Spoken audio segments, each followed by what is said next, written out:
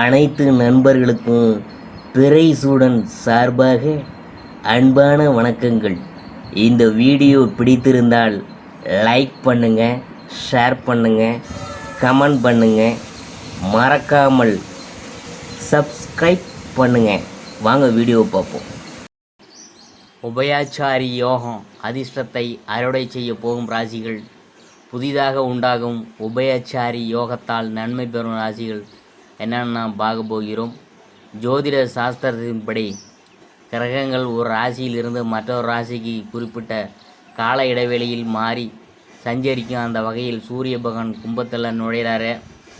கும்பத்தில் சூரிய பகவான் சஞ்சரிக்க தொடங்கிய பின் ராகு மற்றும் செவ்வாய் ஆகிய கிரகங்கள் சூரியனுக்கு 2 பக்கமும் அமைந்து உபயாச்சாரி ராஜயோகத்தை உண்டாக்கியுள்ளது.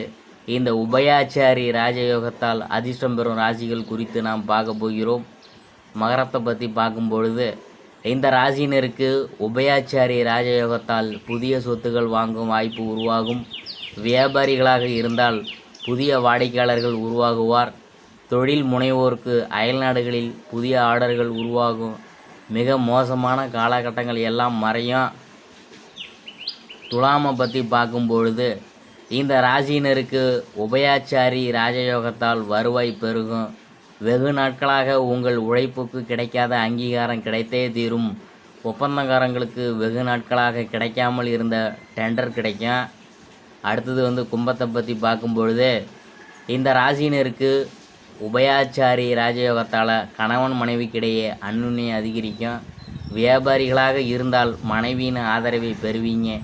இந்த தருணத்தில் இனிமையான பேச்சு, தன்னம்பிக்கையின் செயல்பாடு, பணியிடத்தில் சுறுசுறுப்பு ஆகியவை உண்டாகும்.